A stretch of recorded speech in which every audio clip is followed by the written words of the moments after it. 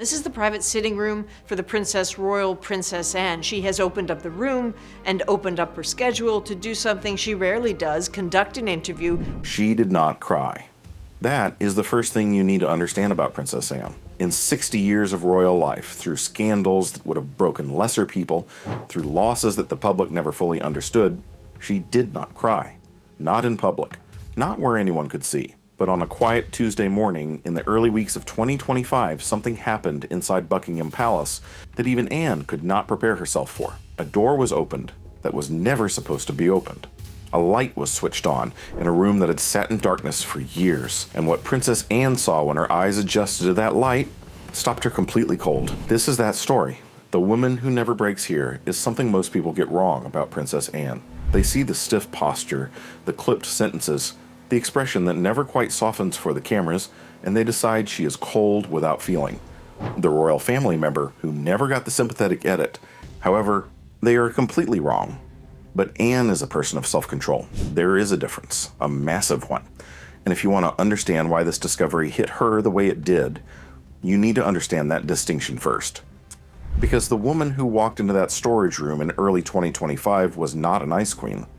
She was something far more complicated than that. She was a daughter, one who had spent a lifetime learning how not to fall apart. Anne was born in August 1950, the second child of a young queen who was still learning the weight of the crown. From the very beginning, Anne's position in that family was defined by what she was not. She was not the heir, she was not the spare, she was the daughter. And in the rigid architecture of the British royal family, that title came with expectations that were almost impossible to meet and almost never acknowledged. She grew up watching her mother carry everything. The grief, duty, and the impossible balancing act of being both a monarch and a parent. What Anne absorbed from all of that watching was a simple, brutal lesson. You do not put your feelings on the table. You pick them up, you fold them neatly, and you keep moving. That lesson shaped everything she became. By the time Anne reached adulthood, she had already earned a reputation that was rare inside those palace walls. She was the one who showed up. Every single time, no excuses, cancellations, or carefully worded statements from a spokesman explaining why she needed more time. In 2023 alone, Princess Anne carried out over 516 official engagements, more than any other working royal that year. More than Charles, William, or any other member of the royal family. She was 73 years old, and she was outworking people half her age without ever once making it look like she wanted a medal for it. That is who Anne is. Not cold or relentless. There is a difference. But here is what the official record does not show you. Here is the thing that the engagement tallies, the public appearances, and the decades of faithful service tend to obscure. Anne and her mother were close in a way that the rest of that family simply was not. Not close in the way the press often described royal relationships. Not performatively close. Not close in the way of coordinated appearances and carefully arranged birthday photographs. Close in the quiet, unspectacular way of two people who genuinely understood each other, who shared a sense of humor, who communicated in a shorthand that nobody else quite spoke. Those who worked alongside both women over the years described the same thing again and again. When Elizabeth sought honest counsel, she did not always turn to her senior advisors. She reached for Anne. When something needed to be handled discreetly, without fanfare, without the elaborate machinery of palace protocol grinding into action, it was Anne who got the call. That dynamic lasted right up until the end, which is exactly why what happened in early 2025 was so disorienting. Because if anyone should have known what was inside that storage room, it was Anne. If Elizabeth had trusted anyone with a secret of that size, the obvious candidate was her daughter, the one who kept her mouth shut, the one who never sold a story or briefed a journalist or let something slip at a charity dinner. And yet Anne did not know. That is the part that keeps surfacing in accounts from those close to this situation. Not just the shock of the discovery itself, but the specific quieter shock of realizing that her mother had kept something from her. Something significant. Something that had been sitting in the dark for years. Waiting. Why would Elizabeth hide this? Why from Anne, of all people? And what exactly was she protecting? Those questions did not have easy answers. They still don't. But to even begin to understand them, you need to know what was actually inside that room. And that is where this story gets complicated. Stay with us. What was hidden and where nobody was supposed to be in that part of the palace. That is the detail that keeps getting glossed over in the whispered accounts circulating in royal circles. It was not a routine inspection. It was not a scheduled inventory review. The wing of Buckingham Palace where those boxes were found is not on any official tour route, not referenced in any public-facing document, and not regularly accessed by even senior members of the household staff. It is the kind of place that exists in every great institution, the room that everyone knows is there, the room that nobody talks about, the room where things go when someone powerful decides they should disappear quietly, without ceremony, without explanation. Anne found it because of a pipe. In January of 2025, a minor but persistent water leak was reported in the older service corridor running along the northeast section of Buckingham Palace's ground floor. Maintenance staff was called in, walls were checked, and in the process of tracing the source of the damage, a storage room was accessed that, according to internal palace records, had not been opened in several years. What the maintenance crew found inside was not what they expected. The room was not empty. It was not filled with the kind of institutional clutter you might imagine: old furniture, surplus crockery, retired ceremonial equipment. It was nothing like that. The room was organized. Deliberately, carefully, methodically organized. Rows of sealed archive boxes, each one labeled in the same hand, numbered, dated. Arranged with the kind of quiet precision that speaks not of storage, but of intention. Someone had put these things here on purpose, and they had done it carefully enough that it took years for anyone to stumble across them. Word reached Princess Anne within hours. That alone tells you something. Not King Charles, not the Lord Chamberlain's office, not the senior team of royal aides who managed the palace's day-to-day operations. Anne. The call went to Anne first, because one of the maintenance supervisors recognized the handwriting on the boxes immediately. He had seen it on official correspondence for decades. He knew whose hand it was, and he understood, with the instinct of someone who has spent a long career navigating palace politics, that this was not a discovery you reported through normal channels. You called the family, and within that family, for something like this, you called Anne. She arrived that same afternoon. No press, no aides trailing behind her with notepads, no carefully assembled team of archivists and legal advisors. Just Anne, accompanied by one trusted member of her personal staff and a senior royal household official who had served under the late Queen for over 2 decades. What she found when she stepped into that room has not been officially described anywhere. The palace has said nothing. There has been no statement, no press briefing, no carefully worded acknowledgement that any of this happened at all. What we know comes from sources close to the household, people who were either present or were told directly by those who were.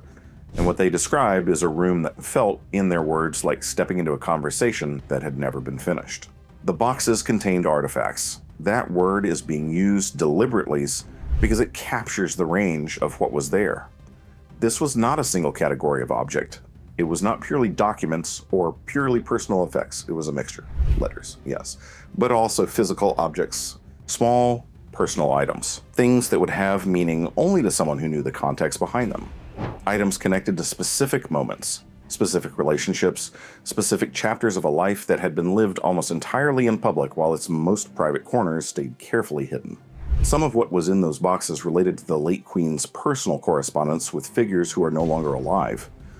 Some of it was related to family matters that had never been made public, and some of it, according to sources, related to a specific period in the 1980s and 90s that remains one of the most turbulent and least understood stretches of the modern monarchy's history. That last detail is the one that made palace staff go quiet, because that period covers a lot of ground. It covers the years of Charles and Diana, the years when the royal family's private fractures began to become very public. The years when relationships inside that family were under a kind of strain that no protocol manual had ever prepared anyone for. Why would Elizabeth preserve artifacts from that specific era and then hide them away where nobody would find them? That question does not have a simple answer. But the closer you look at what was inside those boxes, the clearer her reasoning becomes. Because Elizabeth, it turns out, was not hiding these things out of shame. She was keeping them safe. For someone specific. The Queen's secret keeping. Consider what it takes to hide something inside Buckingham Palace, not outside it. not in a private residence like Balmoral or Sandringham, where access is easier to control and fewer eyes are watching, inside the palace itself. One of the most documented, most staffed, most scrutinized buildings in the entire world. A building where inventory records go back centuries, where every room has a history and every corridor has someone responsible for it. To hide something there and keep it hidden for years requires more than luck. It requires planning. It requires knowledge of the building that only comes from decades of living inside it. And it requires a level of quiet, deliberate authority that only one person in that building ever truly possessed. Queen Elizabeth knew exactly what she was doing. Those who studied the late Queen's private habits over the years described a woman who was far more strategically minded than her public image ever suggested. The soft smile, the handbag, and the decades of careful neutrality on public matters created an impression of a monarch who reacted to events rather than shaped them. That impression was almost entirely misleading. Elizabeth was a planner, a long game player, someone who thought in decades while the politicians around her thought in election cycles. She had watched governments rise and fall for 70 years. She had seen secrets mishandled, documents leaked, private correspondence turned into front-page ammunition. She had learned, through experience, that nobody else alive could match exactly how fragile information becomes the moment more than one person knows about it. So when she decided something needed to be kept safe, she did not delegate, she did not create a committee, she handled it herself quietly, in a way that left no official trail for anyone to follow. Here is what sources close to the royal household have described about the way the storage room was organized. Each box was numbered sequentially. The labeling was consistent, written in the Queen's own hand, using a system that would be meaningless to anyone who did not already understand its logic. Not cryptic enough to draw attention, not obvious enough to be decoded by someone stumbling across it by accident. The kind of system a highly intelligent, deeply private person designs when they want something to be found eventually, but only by the right person at the right time. That last part is important, eventually, at the right time. Because nothing about the way those boxes were arranged suggests they were meant to stay hidden forever. They were not buried, they were not destroyed, they were preserved, carefully, methodically preserved, in conditions that protected their contents from deterioration. Temperature considerations had been accounted for. The boxes themselves were of archival quality. This was not the behavior of someone trying to make something disappear. This was the behavior of someone leaving something behind.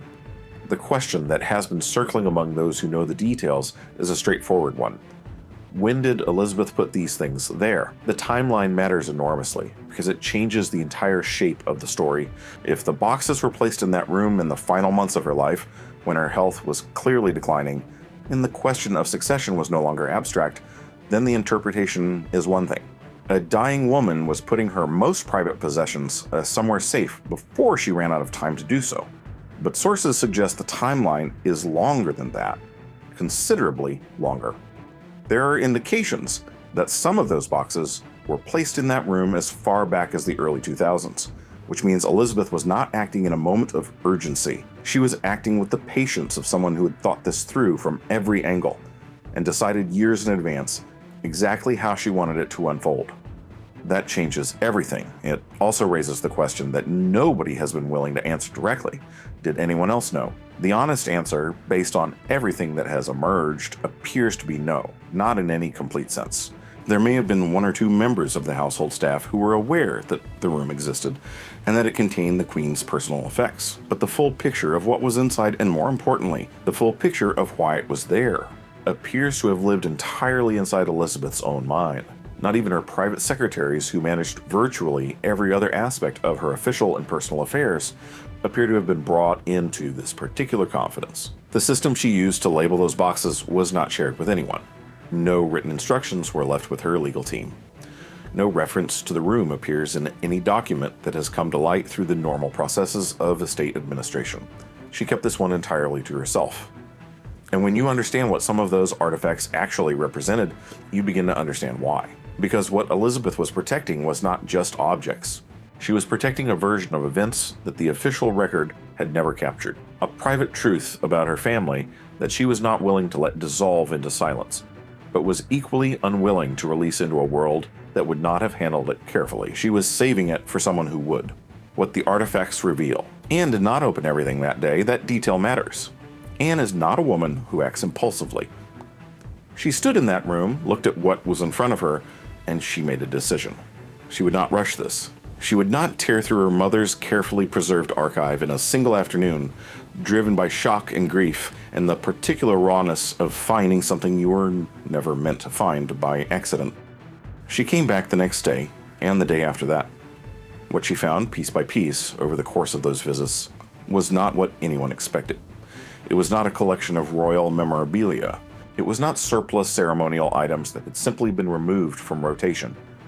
What was inside those boxes was deeply, almost unbearably personal. And the further Anne went into them, the clearer it became that her mother had not been storing the past. She had been curating it.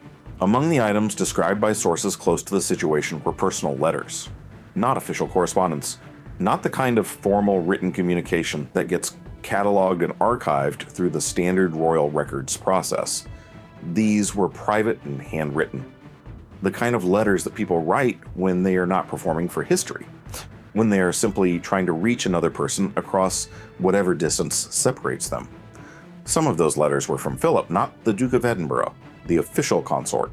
Philip, the man Elizabeth had married at Westminster Abbey in 1947, when she was 21 years old, and the world was still pulling itself out of the wreckage of the Second World War. The man she had spent 73 years beside. The letters were from specific periods in their marriage, years when the pressures of royal life had pulled them in different directions. Years that historians have gently noted were not always easy ones. What those letters contained has not been made public, but those who are aware of their existence describe them as startlingly candid, honest in a way that neither Philip nor Elizabeth ever allowed themselves to be in front of an audience, the kind of honesty that only survives on paper, in private, when two people trust each other completely. Finding them must have been like hearing two voices from across an enormous distance. But the letters from Philip were not the detail that stopped Anne cold. That came from a different box. A box from a different decade. One that connected not to Elizabeth's marriage, but to her role as a mother during one of the most painful stretches the family had ever publicly navigated. Sources indicate that among the artifacts were items relating directly to Diana, not to the official version of events surrounding Charles and Diana's marriage and its collapse, not the narrative that has been told and retold across documentaries, books, and television dramas for 30 years.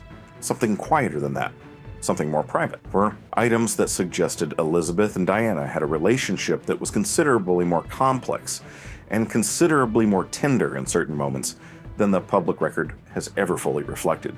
There were letters between them, direct communication between a queen and her daughter-in-law during the years when everything around that relationship was fracturing publicly.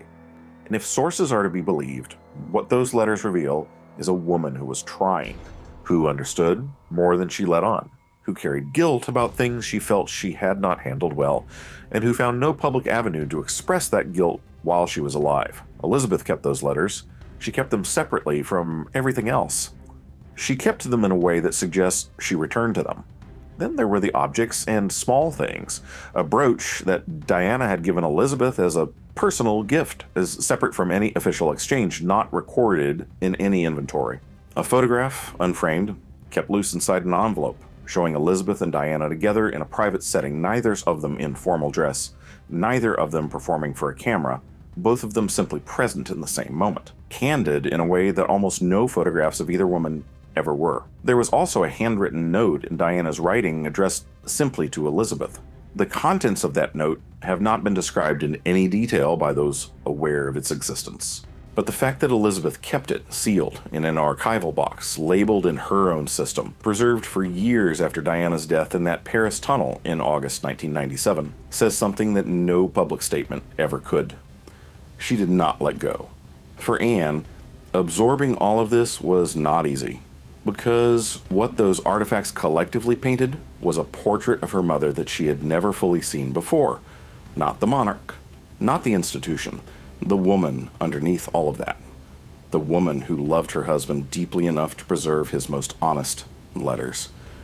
The woman who carried the weight of Diana long after the world assumed she had filed that chapter away and moved on. It reframed things, quietly, completely, irreversibly, and it raised a question that Anne has not yet answered publicly, one that those close to her say she's still sitting with even now.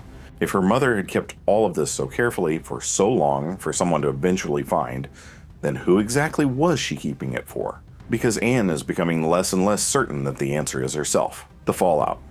Nobody expected, nobody planned to tell Charles. That was not a decision made out of malice. It was not a calculated move designed to sideline the king or assert Anne's authority over a family matter. It was something simpler and more human than that. Anne needed time. She needed to understand what she was looking at before she handed it to anyone else. She needed to sit with her mother's things long enough to feel certain about what they meant before the machinery of the palace got involved and started making decisions about them.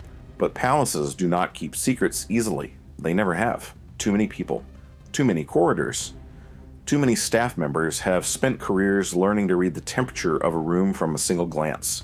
And within days of Anne's visits to that storage wing, word had begun to move through the household in the way that word always moves through places like that.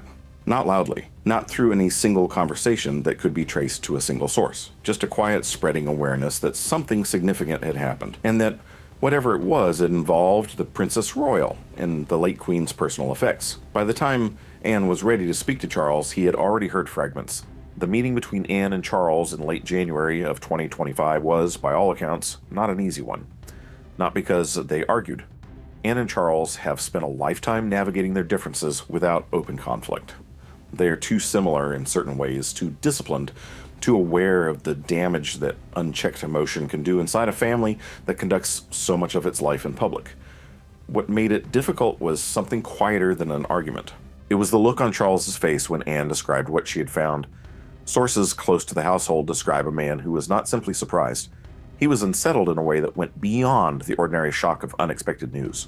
Because Charles, who had been king for over 2 years by that point, had navigated the transition from heir to monarch through the illness and scandal and the relentless demands of a role he had waited his entire life to occupy, he had assumed he knew the full picture of his mother's private world.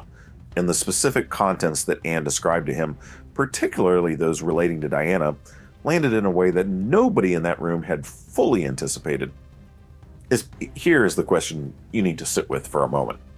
Charles and Diana's marriage ended in separation in 1992 and divorce in 1996. Diana died less than a year after that divorce was finalized. In the nearly 3 decades since her death, Charles has built an entirely different life. He married Camilla in 2005. He became king in 2022. He has, by every outward measure, made his peace with that chapter of his past. But making peace with something is not the same as being indifferent to it.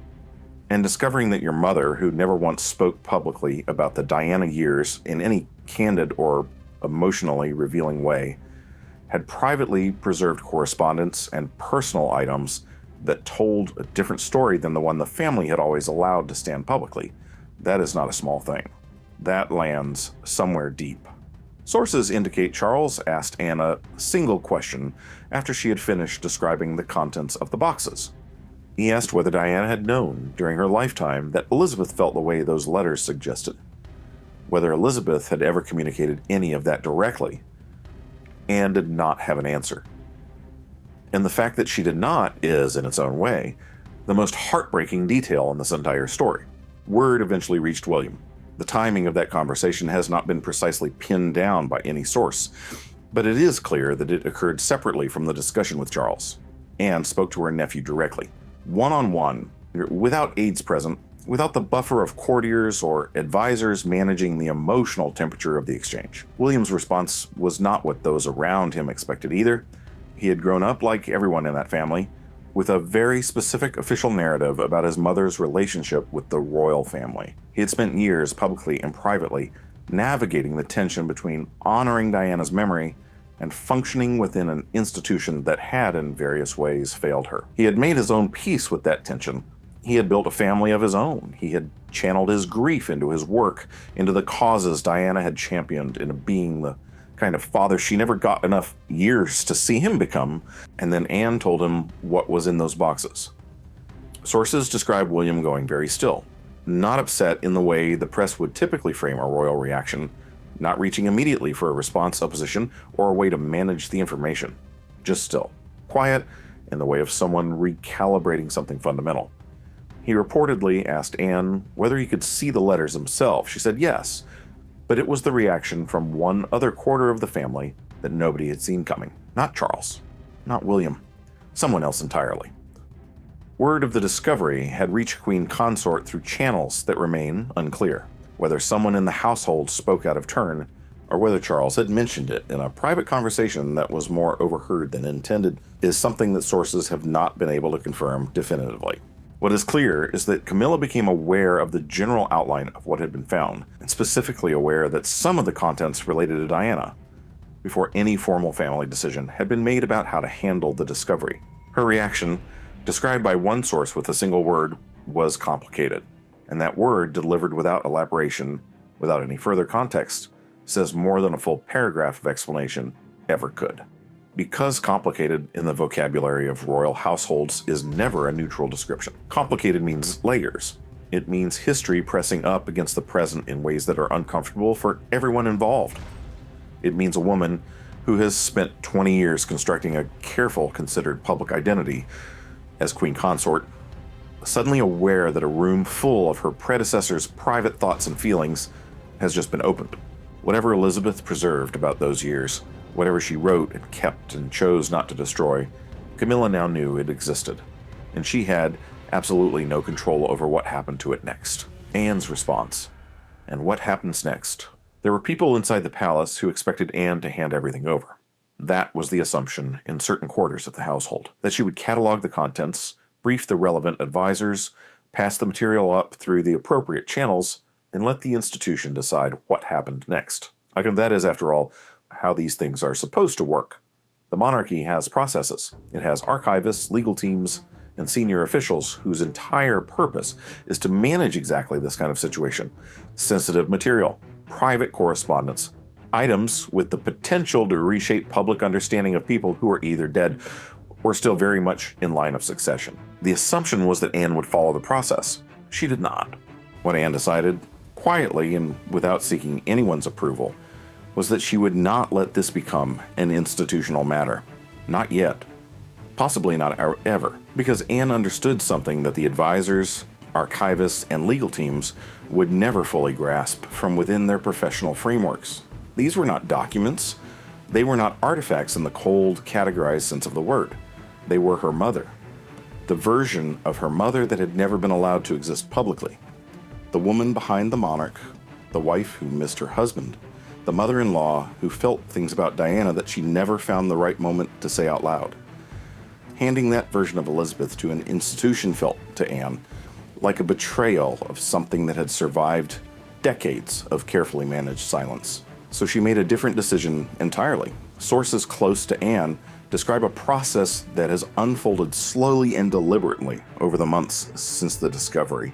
She has been working through the contents of those boxes herself, personally, reading everything, handling everything, making considered judgments, item by item, about what needs to be preserved formally, what needs to be shared within the family, and what needs to simply be held privately and treated with the dignity it deserves.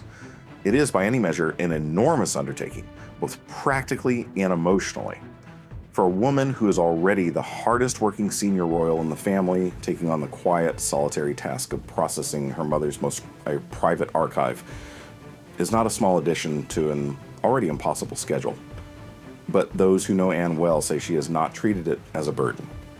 She has treated it as the last thing her mother asked of her, even if Elizabeth never said so out loud. That framing matters.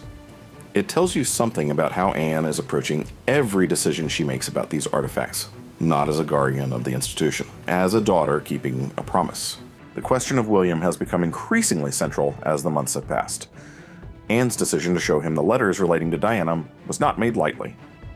She thought about it carefully. She considered what it might open up for him emotionally, what it might complicate, what it might clarify. And she decided, ultimately, that he had a right to know what his grandmother had really felt, not the managed version, the real one. Sources indicate that William's visits to review the relevant materials had been private and unhurried, No staff present, no note-taking, no sense that he was approaching this as anything other than a personal reckoning with a part of his family's history that he had never had complete access to before.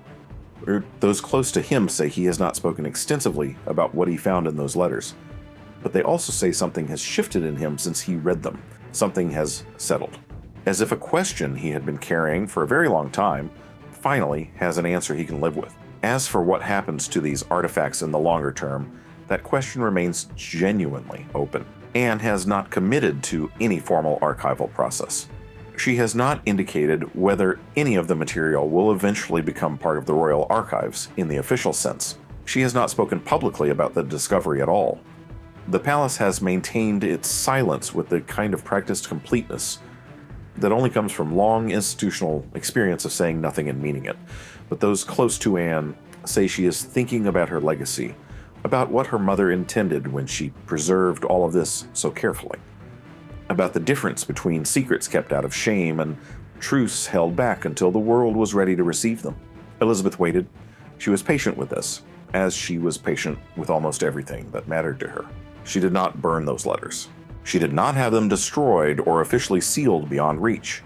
She kept them where someone she trusted would eventually find them. The message in that choice is clear enough. She wanted the truth to survive her. And in Anne, she chose exactly the right person to make sure that it did. Queen Elizabeth spent 70 years building walls around the things she loved most. Not out of coldness, out of protection. Because she understood better than anyone how quickly the world can turn something sacred into a headline. But she did not destroy what mattered. She preserved it. She labeled it in her own hand, and she left it somewhere that a daughter would eventually find it. That is not the behavior of a woman who wanted these truths buried forever. That is the behavior of a woman who believed quietly and patiently that the right moment would come. Maybe it finally has.